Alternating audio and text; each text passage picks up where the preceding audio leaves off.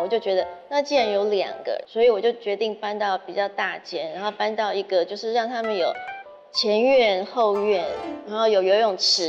有游泳池，这游泳池是自己的吗？是自己家里的，对。只有你们家可以用的游泳池，就他们自己家里，就他家外面啊。50公尺标准的。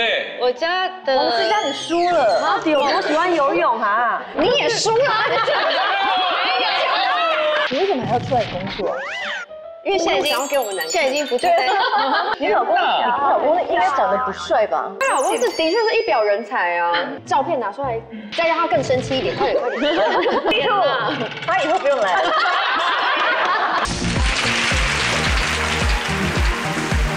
新世代的孟母3000，虽然说小孩的教育不能等，但是现代真的还有人会为了小朋友的教育，一直不断的换环境，甚至是搬家吗？我觉得对我来说这有点难以置信哎。是，你有为了这样搬家什么之类的过？没有，就一直在那儿。我们家很好住。羡慕啊，羡慕！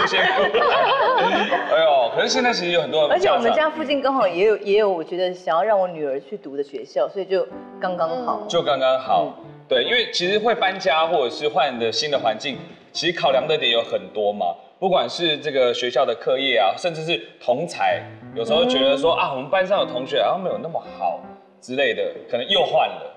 所以今天呢，就来了几位妈妈呢，就是真的有换学校的妈妈，真正的新世代的孟母，有搬家的，欢迎5位。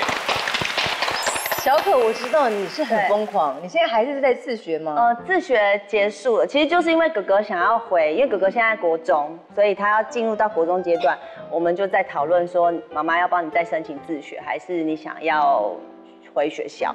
那因为他在国小2年这自学的时候，其实他的同侪是一直不太稳定的，所以他就说他想要回学校。那对于我来讲，我会觉得蛮辛苦的，因为自学是不在体制内嘛，所以当他要回学校的时候，他其实又回到了体制内，无论是国际学校或者一般学校，其实都是适应力什么的。对，然后但他有这样的想法，我跟他沟通之后，我就决定好，我帮你去应征，去考试。结果找到了学校，就让我觉得天哪，这辈子如果不是为了孩子，我应该不会做这件事情。什么事？我们全家就搬到台中去。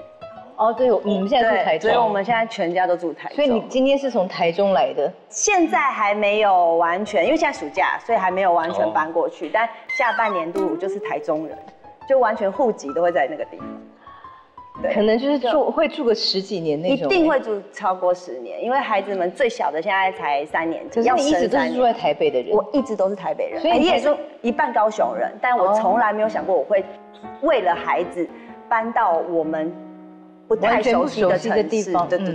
好，因为他们手上都有这个圈插牌，所以呢，我们就一一来讲所有家长在乎的事情。那如果觉得有在乎的话，就可以举圈。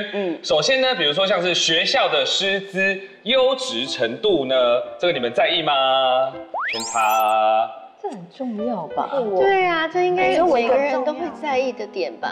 比如说，你如果进了双语班，然后老师自己口音都是不对劲。没错，但我觉得口音这件事情就会变成，就因为毕竟他们还很小，因为我女儿就是上那种幼班，你知道，因为其实我也会很纠结，就是2岁到底要不要去上课。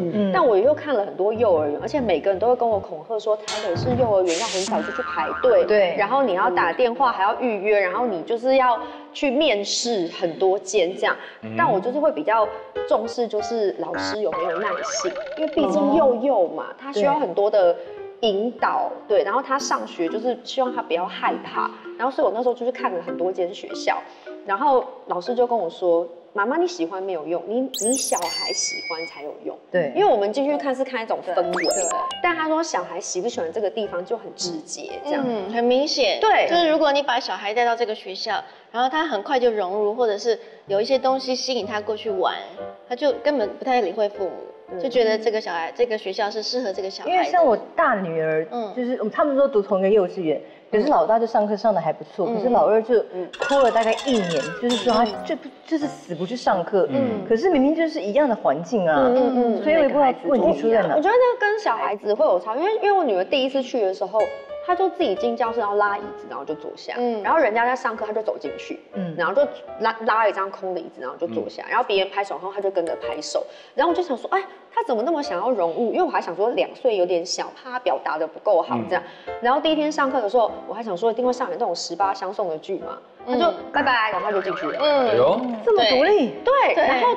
上学也没有哭过，然后连假日他都说妈妈我要去学校。他想说家里到底是没有温暖是不是？学校太好玩了啦，只要想要离开校，只想要离开家。所以目前他上课的状况都是非常好的，非常好。因为我小时候我妈都是丢我去那种要一直上课的，比如说一直背英文单字的一些学校，那我就想要让我女儿玩得很开心，所以那间幼儿园就是它有室内室外，它连夏天他们都有一个小水池可以戏水，然后还自己养鸭子，还有种菜，这么好，对，然后还有养乌龟，就是他们有很多小动物，然后还有足球课。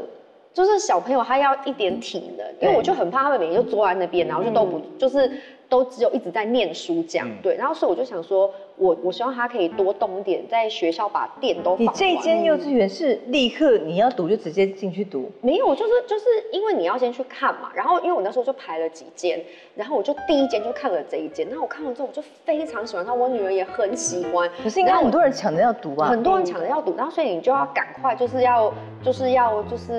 赶快跟他讲说。我想要念这一间，然后看还有没有那个名额，这样。然后因为有些小朋友就会，家长会考量，他会觉得说可能2岁去会太小，但我就还是决定让他去试试看。然后我还就想说，第一天上学，我中午就把他接回家，想说因为他离开，好了，是我自己不适应，然后我就中午去接他。我一开始也是觉得中午就 OK 了，不然他才4个小岁，时，对，他才2岁，然后我就在门口这样，然后就很期待，他会看到我这样，妈妈这样，他走出来一脸不甘愿，他就这样。我不要回家，我说怎么会这样？妈妈来接你，你不要回家吗？不要，我还要玩。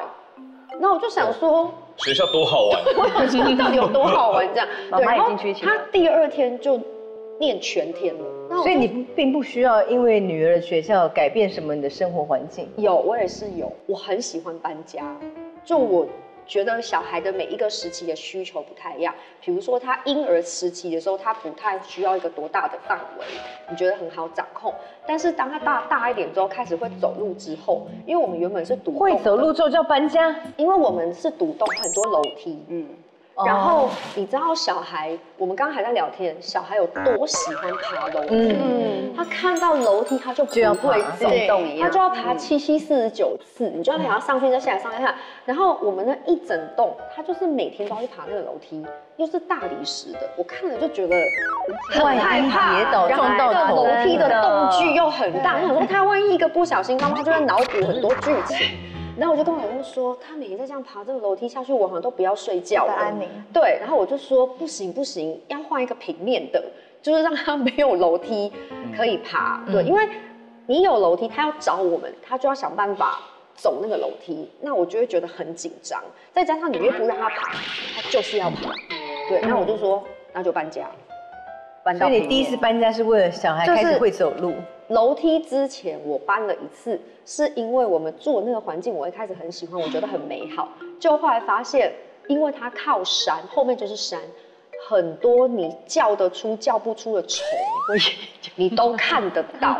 会飞进你家，会飞，就是因为它是就是整排，它晚上的时候，如果你有一盏灯是亮的，你打开来之后，你就会发现那种很多那种白色翅膀的光性，然后莫名其妙，然后后来因为我本来就很怕虫，然后有很多蚊子，那小孩就是怕会被蚊子咬，对，然后蚊子就算了嘛，他们说哦。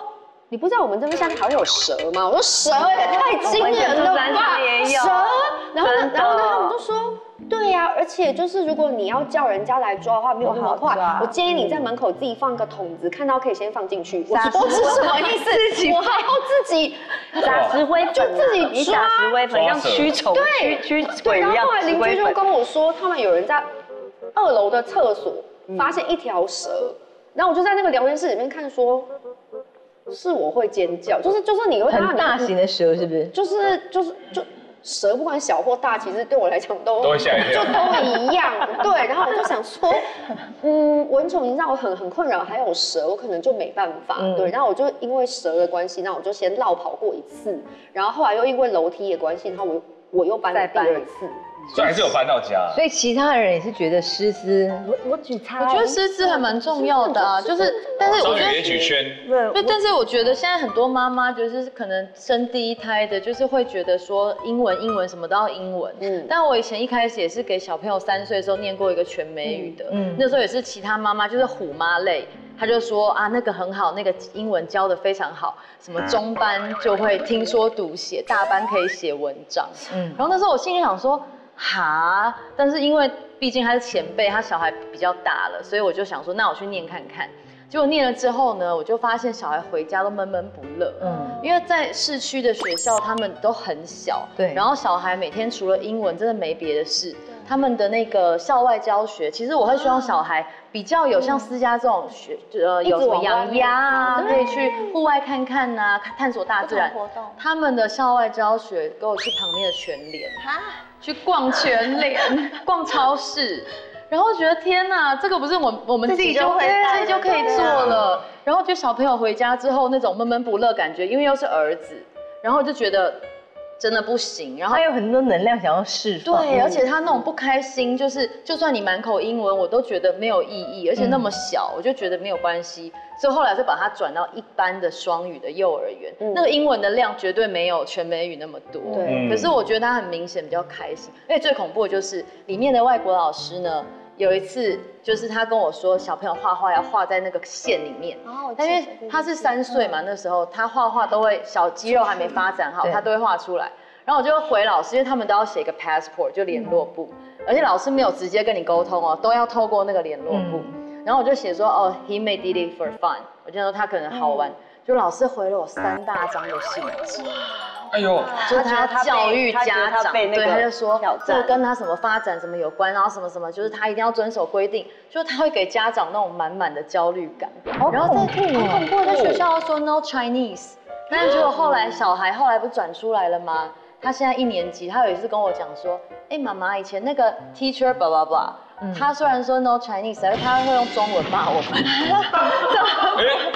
外国人吗？对，他中文其实很好，他骂小孩怕听不懂，他骂人用中文。确定他没有听懂？确定你有听懂我骂你？然后我后来回想，还觉得哈，好可怕哦。可是小可，你觉得师资不重要哦？绝大部分我们在挑选的，其实我们都帮孩子过滤了一次，因为我发现到我第一次帮孩子们做这个转变的，其实从幼稚园就开始了，因为我第一次帮小朋友做。幼稚园的转学，其实是因为他原本在那个幼稚园非常好，充满了爱，可是因为我的孩子本质就是一个，你给他很多的保护，他就恃宠而骄了。那我希望他不要一直在这样，因为在家里面有长辈，有各式各样的人，因为那时候只有老大，所以我觉得他是被保护的。但如果他到了学校，老师还这样对他，我觉得他没有学到任何东西。所以你说师资到底优不优质？我觉得非常优质，只是因为我的孩子不适合那么有爱护的环境，他需要有条理的。于是我们就找，真的找到一间。我跟孩子们讲，我说你辛不辛苦？因为所有的餐具要自己洗。然后被子要自己折，然后早上如果你晚到了，你要先在外面等候，你不可以就随着搬进去了。你小朋友在上课，你不可以打扰到人家。所以我觉得，我的孩子适应的状况是因为他在家里面已经被很呵护了，所以如果他到学校里面再这样子的话，我觉得我可能没有办法给他很好的规矩。所以那个时候我选择第一次转学，并不是因为学校的老师的师资，那可是我觉得。现在的父母亲可能更多的需要去观察孩子的反馈是什么，就是他如果真的觉得老师对他说出了不好的话，那个时候可能就已经不是他可能真的很会教，他也是很厉害的硕士或者是很厉害的博士，可是他就是 EQ 有很大的问题。对，我觉得这件事情是我比较在意的。对 ，OK。所以你听这些东西，你也会在吸取吗？一直都会啊，因为对啊，有一天如果有小朋友的话。我觉得每次你有啊，你有那个儿子吗？2岁那个。对，可是那个别人在顾，所以。你们也是讲到时候也要乱讲的。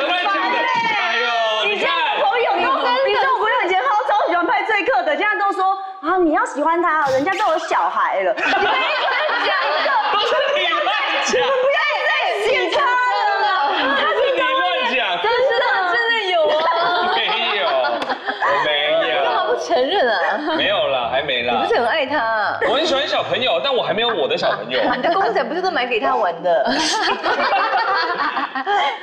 对，昨天才弄坏一只，没有啦。好烦。对啦，对，所以我觉得其实这些，我觉得给很多男生那个吸取知识的这个方向啊，因为有时候可能他们都觉得这些事情只有妈妈在讨论，可是我觉得没有，这个爸爸也要参与讨论，才知道说小朋友要的是什么，而不是好像都是妈妈在决定，都不关爸爸的事。对啊。所以现在是不是要进入下一题了？对，王莹一直在等你 Q 下一题。我有发现他，而且也要赢下一题。好烦的。下一题呢是在说，其实很多家长会在意说，比如说社区或是学校环境的这个安全，是吗？这个很重要。王莹，你觉得呢？是吗？真的？那你觉得呢？以你有2岁孩儿的孩儿。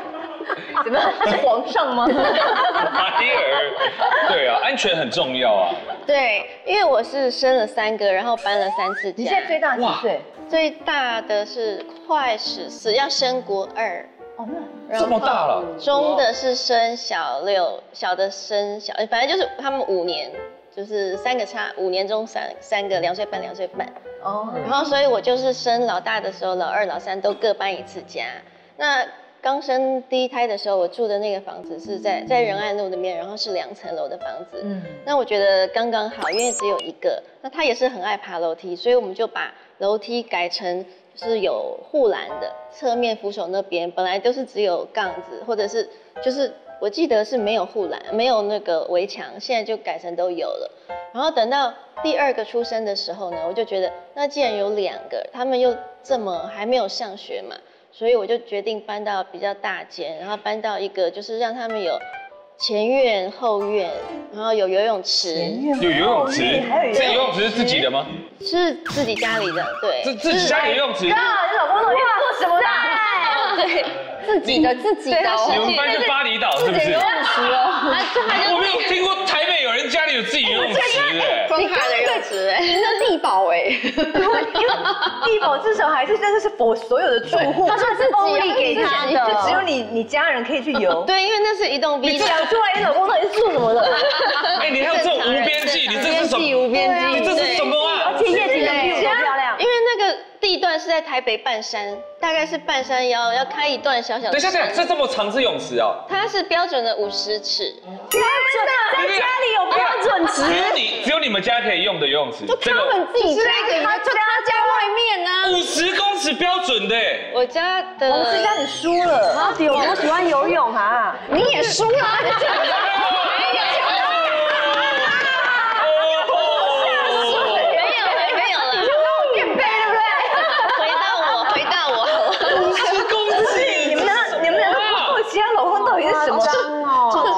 建筑业吗？还是什么？是建筑。然后这个长吧，左边这是怎样啊？左边那个就是刚刚的泳池，然后这个就是游泳池进来之后可以起居的一个。这是起居室吗？就是1楼，对，1楼的2楼的起居室。不好意思，这是迎宾大厅，我也想知道。玄关。迎宾大厅，客人一走进来，就是可能别人的社区的迎宾大厅，但是这是他家的这样子。等一下，你家啦？对，就是一整栋，然后这个是你看到的这个植栽还有楼梯都是属于后院。属于后院。你现在就是整个人很嚣张。没有，我没有，我真的没有。而且你内湖是人参茶吗？你要偷偷看。因为我们刚才在聊天的时候，他就默默在那样。是酒。难怪你那么有兴趣。哇，然后这个是餐厅。没有错。我在后面干嘛？我可以去你们家办婚礼吗？对，好不好？对不对？我在那边可以办婚礼耶。你说这是2楼吗？这是1楼，刚刚有游泳池的是2楼。所以它只是餐厅，它还不是客厅，还是说是加在一起了？算是，因为它前面是有个投影没有放下来，哇，所以是跟应该算是客餐厅一起吧。你为什么还要出来工作？因为现在已经想要给我们男生，现在已经不住在。他觉得现在的那种讲这些都太逊对，了。还有一个就是看看真正做不出来，好不好？小姐不犀利的 YouTube 居然开放会员了，只要加入会员的话，就可以得到我们的专属徽章，还有机会可以来看小姐不犀利的现场录影哦。只是还有机会而已，还有机会而已。反正就有可能。你的脸可以瞬间变这样，一定是刘一星惹到你，对不对？我也觉得。他有说哦，办那些小孩的 party， 我家就办完了。去了要这也中枪，现在怎样？哎，请问一下，你家里面的人类有几个配备？什么人类？就比如有管家，然后还有保姆什么那些的。毕竟这么大嘛。对，应该就是跟你差不多，没有，我家只有对一位。因为你现在大了，小朋友现在大了，对。所以你不会是有3个保姆吧？现在没有，但是曾经3个都是 baby 的时候，曾经有过，对。然后还有一个总管家吗？怎么样逼我到什么程度？哇，就除了家人有总管家，然后3个保姆，就是请的人比家人还多。对啊，不要太夸张，然后你还有一位太夸张了。司机一定有啊。然后就是我刚刚也是为了小朋友说很爱爬楼梯，所以就搬去了。谁管你逃跑？拉回来。你那个房子是还会气我们，还要讲楼梯。没办法，是制作单位要我一定要给秀照片吗？没办法。你老公应该长得不帅吧？你真的很生气了。真的太多了。如果你谁帅的话，还要帅。王思佳，你自己说她老公又高又帅，她老公的确是一表人才啊。他婚礼的时候我们有去，帅不帅？我觉得跟他很般配，他们2个就是话说清楚啊，帅不帅？ OK 啦，也是180以上，然后180以上，180以上，对，然后爱运动。哎，你照片拿出来，再让他更生气一点，快点。有照片吗？给他看呀！有照片。他今天晚上一定会喝酒，你给他看呐。给他看呐，快点呐！他以后不用来。这什么恶势力？为何要这样？他的人生设定很清楚了。是很久没有见面了吧？你先把照片删掉，照片给他看一下嘛。哇塞！那所以现在还住在这边吗？现在没有，因为有搬到更大的地方吗？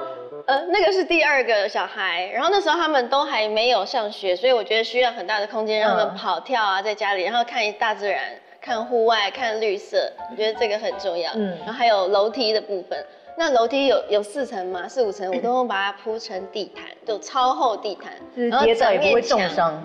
整面墙也都铺成地毯，就是虽然比较不美观，但是就为了小朋友的安全，就是还是照做了。所以生到第3个之后又搬了，是为什么？对，因为第2个他那时候要开始上幼稚园，那有一段山路要下山，那他的体质就是上下山他会吐，才那么小就是严重晕车哦。他就是小时候会晕，现在长大就不会了。所以那时候是因为他会晕车的问题，我们就搬出了这个房子，这一栋，所以我们就搬到平面栋的，然后对也是蛮近的，因为离学校很近。然后搬到一层比较平面的。有照片吗？没有，我不敢惹你。不敢，代表本来有的，更夸张吗？他想要留到下次再来气你。没有下次啊。哇！本来有的，他们刚刚立刻收起来了。拿出来了，没有，我是羡慕而已。好了，我说真的没有，真的没有，羡慕你好不好？没有给。好了，那只好下次约翰来了。就是有看，你就吓了跳。你有点窒息没有，想看他长什么样的，到底有多厉害？还要附老公的照片。但是大家说的是真的，就是心里他变软了，就是变和善了，有没有？你说有认真的邀你第2次来？嗯，对，非常。你以为是真的？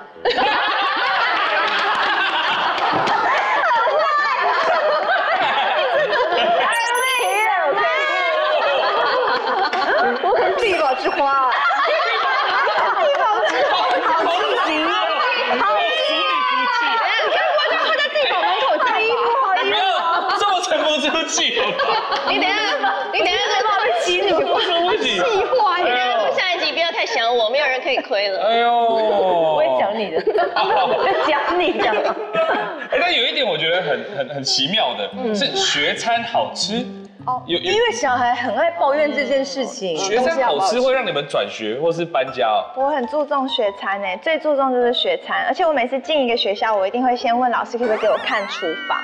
你会看厨房？对，就是因为我一直觉得小朋友在小时候2岁、3岁、4岁，就是在上国中以前，最重要就是吃这件事情。就是任何事情，当然我也会去考虑要很多活动啊，然后选的学校师资怎么样都会看。可是我觉得如果那个学校它的餐是从外面送进来的，我会完全不考虑这个学校。一定要在现场煮，一定要现场煮，而且一定要用铁。就是不可以用塑胶，然后它的那个每天的餐点可以看得清清楚楚。然后我最后选的学校那一间，它是用有机的食物，然后它的那些五谷杂粮配比都配得很好，就会让我觉得说，我小孩在那边除了学习好之后，他身体也可以很健康。所以我还蛮在意这件事。就是每个家长都会参观厨房吗？厨房他们都会重点带你去，像我去的那一间，然后他们还会跟在地小农配合，就是对，然后所以他的那个。而且他每一个学期他都会出那个菜单给你看，就是每一天吃什么东西，他们都已经条列。我觉得很多观众应该都一头雾水吧？我说怎么会有这种地方啊？而且我怕老师回家奖励都是给糖果，我会超生气。不行，我都会说请不要再给糖果，就是我觉得他们吃的健康最重要。可能因为他们都是单纯的幼儿园，对不对？那我们念的学校都是从幼稚园到高中。就是整个，怎么你也想生气啊？你也生气了是不是？怎么你也被惹毛了？你也生气。我人生很和善，但你的体质你一定要去看一下，你会诱发一些就是火之气。你有小火苗，因为他都说你们就是一般的幼儿园。What？ 我有加一班吗？念 what？ 只要念 what？ 再一次。没有 what？ 没有，你听错，你听说单纯的幼儿园，单纯的，对，就是没有。好险你躲在中间。我们有包括小学到国中、高中，因为你们还没有到出来，到那么大，小朋友年纪还没有到嘛，所以你的国中也是慎选吗？我就是念跟你一样，从幼稚园到高中，怎么都有的那一种。哦，就是同一所学校，对，到所以我一开始就是去读了，我就没有打算要转学的意思，那就只好搬家。不要跟我读同一个学校吧？不是啦，你是念双语，我是念英国部英国学校。哎，不好意思，英国部你有听见吗？我们是双语部跟普通部，没有什么英国学校是英国学校。你怎么弱掉？不是因为就是有美国学校，也有日本学校，然后现在很流行英国学校。他讲英国学校的时候，他有眼神有散发出那种我们是英国学校。你有 get 到吗？你们把现场尖锐的东西都先收好，真的。有 English 是 English accent。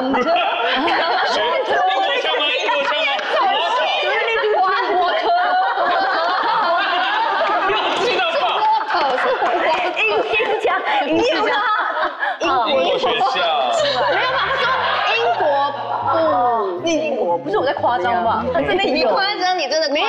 他说你怎么可能？你完全懂我的意思。我的意思就是从小到高中都在一所学校里面，是一个大校园。你真的不要来。可是这样的学校，它的那个餐点，我觉得王莹，你真的都没变呢。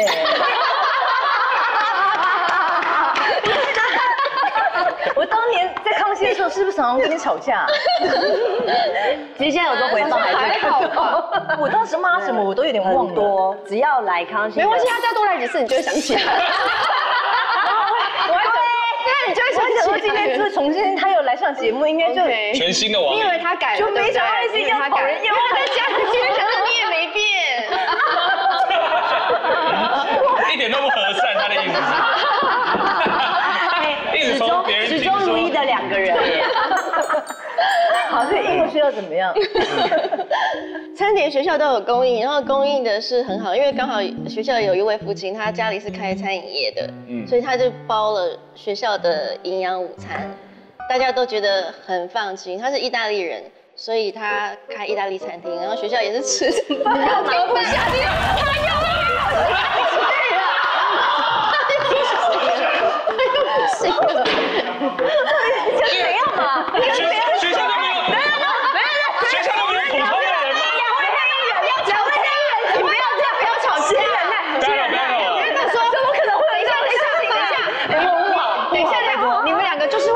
同学就是那个家长会遇到的时候，然后两个就是会，明天他要去是不是？对 ，OK， 那我想这套，就是这种。哎，我那个学校已经够好了，怎么可能会有家长说家里开什么意大利餐厅？意大利餐厅哦，对啊，学餐。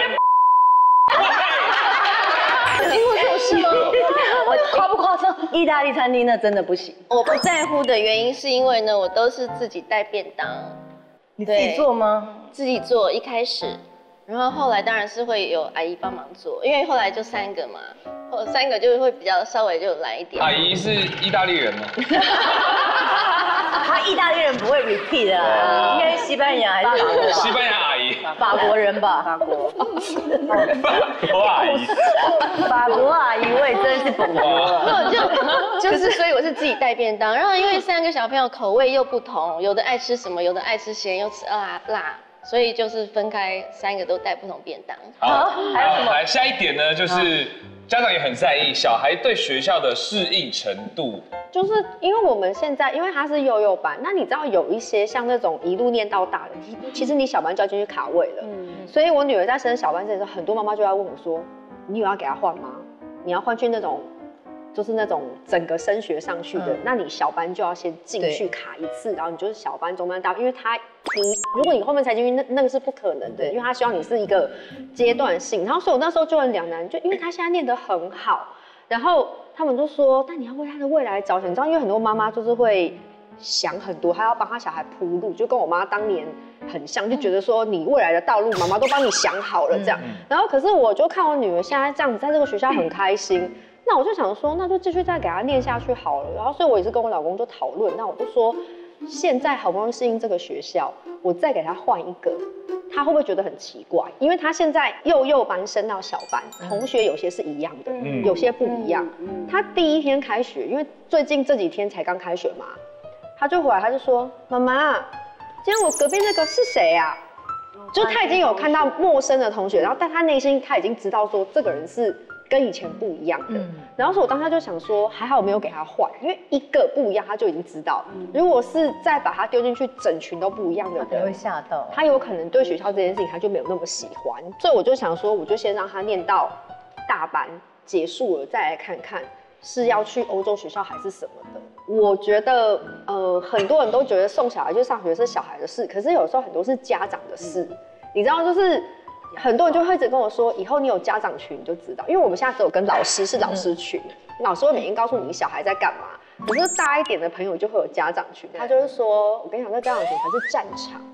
你要读还是不要读？要回还是不要回？然后有些妈妈会比较强势，她会表态，她就会开始拉别人去站队，说，我今天要提一个什么事情，然后你要不要同意？这样，他说，那你就会在这个群体里面，你就会，要么你就要自成一派，要不然你就是要融入这些妈妈里面。真的会这样的吗？你们英国学校会这样吗？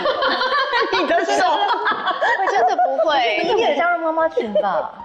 有很多妈妈群，很多，但是不会有对我来说，或是一些其他妈妈不会有刚刚像你类似你这样的说法，要去排挤别人，或者是一定固定哪一群。真的吗？可是你没有听过有反王营群组吗？我开玩笑，我今天才知道你们又不同学校，好小气，很为了开而开，我觉得佩姐都会加入我。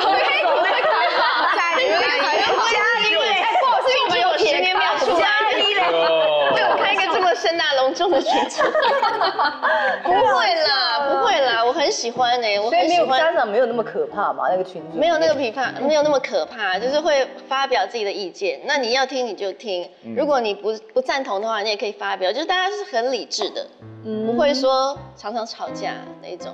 吵架是你会不会常常邀那个同学到你们家开 party？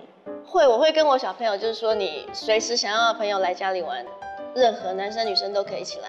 我们家常常开，然后或者是中秋节烤肉，他们也都会一起来我们家烤肉。所以其他家长去有没有吓到？一定有。小孩后来小朋友小的时候家长会来嘛，大了之后他们就直接送来就好了。对啊。不让其他家长去你家哦？他们都已经国中了。就你奶奶有一个今天是要升小6的，他今天就跟朋友自己去看电影了，就是你的也没有家长。你的小孩？对。哦，你是别懒得跟其他家长太 social。就是好的就会好，然后如果不熟的话，就还是都会打招呼。你好的有至少一个吗？至少一个，一个已经够少了。还能再少吗？我告诉你，大概有100个，有的是我的瑜伽老师，讲了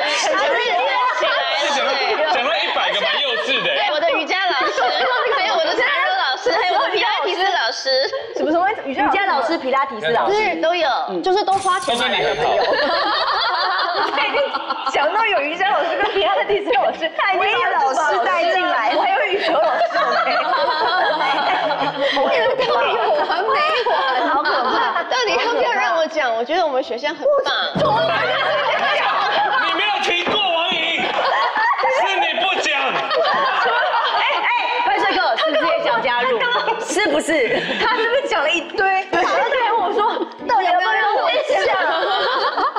你讲的还不够多吗？然后等下收工让他这边担任。把你想讲的事全部让我讲出来。下一台 GoPro。我好久没有看到你从椅子上蹬下来了，我觉得心里还蛮开心的。很多心，很久没有看到你从椅子上蹬，你说气到蹬下来。这不是你今天的目标吧？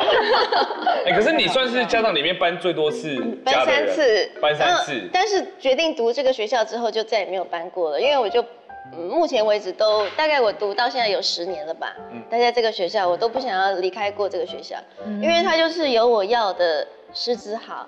然后有我要的，它的保全人数很足够，因为我觉得这个也很保全人数很足够。对，因为很重要啊，因为你放学下课上课的时候，家长只能送到门口嘛，所以一定要有保全认识每一个小朋友，他才会放你进来。然后进去的时候，当然也要交换身份，或者是甚至，有一阵子疫情的时候，就是几乎家长是大概3年都不能进去学校。对，然后所以我觉得保全也很重要。还有就是他们的校园，就是很大的校园，有足球场、篮球场啊，有应该算是会议厅、戏剧厅吧，表演厅，就是可以让小朋友表演厅都有。可以让小朋友从小到大都是在一个大学校里面，就不用挤在可能就是小办公室里面。保全人数有90几位吗？我不知道，超过一定超过，是很多就对了。是，我觉得应该是足够的吧。然后还有师生比啊，我也会蛮注重的。讲完了吗？有让你讲吧，有让你讲哦。讲到。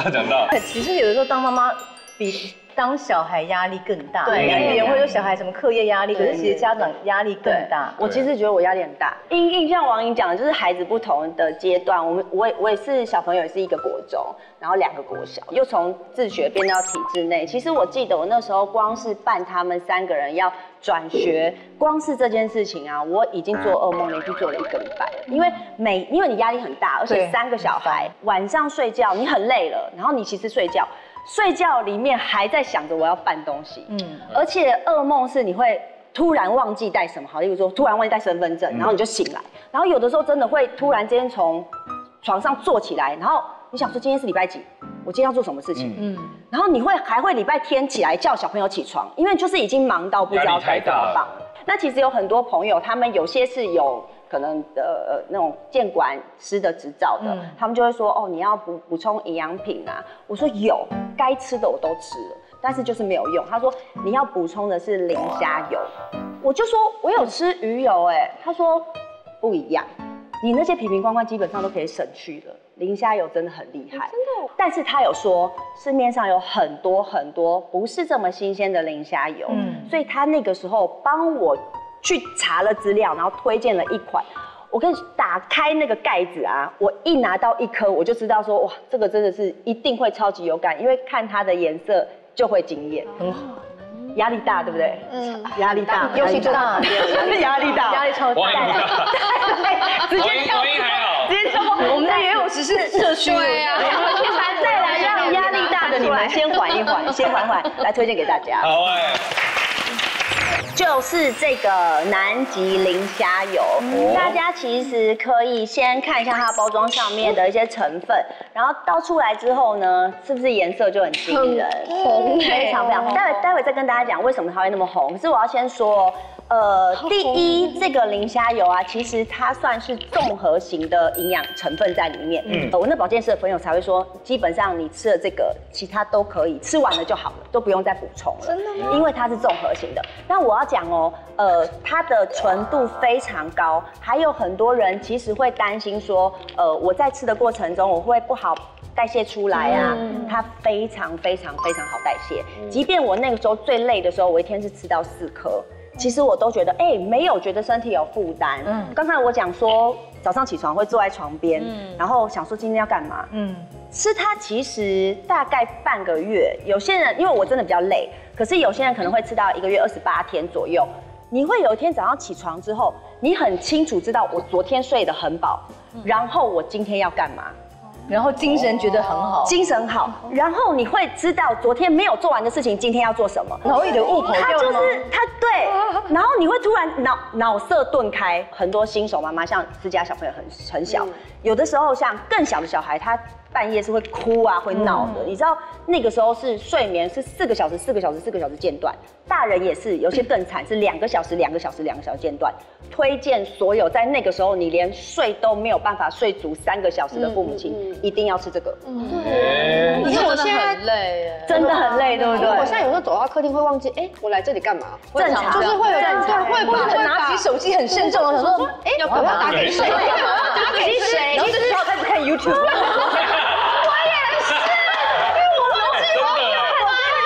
真的，看着想说啊，我要打给叶老师。我跟你说，你们这些状况其实都算还好，因为我身边有比较大的姐姐们，当她们有这样的状况的时候，她已经会开始心情忧郁了，因为她觉得她会不会是要退化了，对，然后她会开始觉得我害怕，然后我如果忘记了她怎么办？所以我刚才说它综合型的，就是你吃了这个，你早上起床的时候，你真的会觉得很清晰，然后还有一件事情，我觉得也是。压力大的时候会造成的，就是情绪起伏很可怕，而且会莫名其妙的紧张，或者是你的脑袋里面还囤积了非常非常多的东西，你没有办法清理好，这真的对于压力大，还有同样你在脾气起伏很大的时候超有感觉，超有感觉，因为小朋友如果来烦你，你都已经对你都会觉得说你走开啦，但是有时候会气到捶那个枕头，不用捶，你今晚回去应该就会非常非常好。然后大家可以看一下它的颜色，它的颜色是像红宝石的颜色。那我要讲哦，它就是告诉你它很新鲜，因为越新鲜才会越纯的颜色。他们家的厂商呢，其实呢，他们在挑选的时候都是用挪威顶级大厂采购的磷虾油，所以我要讲新鲜油。你知道吃新鲜的生鱼片不会有臭味，对，这一个吃进去打嗝基本上没有什么味道。完全没有我们害怕就是鱼腥味啊，然后不舒服的味道啊，然后再者就是这个磷虾油它里面的成分，还有呢它里面天生它跟细胞的融合度，可以让我们的吸收率高达95%。哇，这么高！所以我才会说，为什么我吃2个礼拜，我就觉得很有感觉。对，因为我很需要，然后它又等于说，它好像针对我现在需要的东西，马上要给我补充。这个全家可以吃吗？可以，这一款不仅孕妇可以吃。妈妈可以吃，连小朋友都可以吃。那老公可以吃，老公一定要吃。我家东西在哪里？老公直接，儿子可以吃，但老公不能吃。直接塞进去，直接塞。那我要讲为什么这个产品呢？它在就是小孩子会好愿意吞吗？我们家小朋友平常的胶囊都我们家小朋友会咬破，我们家小朋友会把它小颗啦，我们家小朋友会把它咬破，因为它没有腥味，所以他们会把它咬破直接吃。但我要讲因为呢，磷虾油它本来它是亲水性的，所以我们如果真的吃的太多的话，它会随着身体排出来，所以对身体不会有负担。对，这样子。然后再来就是呢，这个里面有一个磷脂的成分，对于这里非常好。所以如果你的孩子是像我的孩子，从自学到那个体制内，他们是很难 focus 专注的在课堂上面的。我让他们吃的时候，我就发现哇，专注度提升呢，而且在学校我看不到。会听话是不是？听不听话这个我不知道，但是你知道孩子们写作业这件事情，你就可以感受到，因为这学生没有什么作业，大部分会变比较孝顺啊。那你要添香油，那就不用吃零加油，可能还要贴一些你要添香油钱哦。然后我要讲小朋友是这个，我小孩啊，老二、老三已经进入到学校半年了。他们做作业真的可以一气呵成，所以他会让他的专注度变好。对，真的，全家大小都可以吃，只有这个南极零加油。这个很赞哎，很赞的推荐，谢谢小可。好啦，王一下次还是可以来了。有息怒了。对啊，而且其实我们大概眼界，这大概眼界啊。对啊，还期待他的第二房子跟现在最新的房子。没有了，没有了，就是还有现在最新的那间呐。对啊。没有了，你比较厉害。哇，最后补这句。刚刚真的，你那个 PK 的那个就已经是王银胜，最后再羞辱你一次。对，你比较厉害。你到底要不要来嘛？你说。好来握手来。谁要跟你握手？我也来这样就我不信。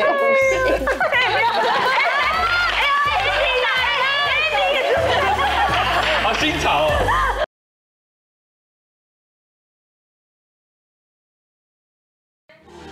什么都聊，什么都不奇怪。哇，这句话好老派。快来订阅小姐不吸地，记得分享、按赞，还有开启小铃铛哦。小铃铛是我要讲，开启小铃铛哦，铃铃铃。